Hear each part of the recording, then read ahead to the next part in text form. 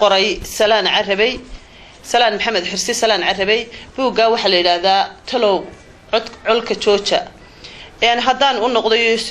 Yusuf waxa aad samaysay taariikh badan oo dhintay inaad soo nooleysay waxa aad ka hadashay gabayo badan iyo rag badan oo suugaanta Soomaaliyeed caan ku ahaa hay'ashee maanta waxaan jeclaystay inaan ka waraysto buugan aad qortay salaan carabi buugan goormad hindistay goormuu soo baxay adiga oo warbixin kooban naga sii doona intaanu guda galin TV Somali channel maamul iyo shaqaalaba way ka mahad celinayaan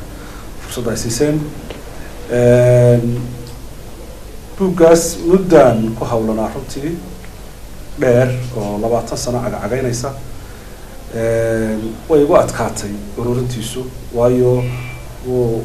waqti hore oo dhintay ninkan wax ka ururinayay Soomaalina sida lagu yaqaano taariikhdeedu iska dadka wayeelka abahaya ee meel laga tixraaco ma laha marka nin baa hayay oo taariikhda salaan cadan kaga qoray oo hayay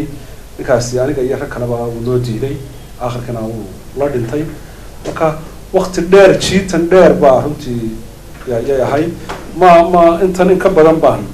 yaan doonay inaan qoro oo dabeetana intii markii aan arkay xaaladdu halkay taagan tahay ma waxaan haysan umar ama yaad la dhimanine waqti intan uu qor ha laakiin salaan gabayadiisii marka 5 qaybood laga dhigo qayb ahaan yaan qoray marka laakiin wali cilmi baaristi iyo raadintii iyo waa ku jira ha marka si kooban hadaan u dhaxdo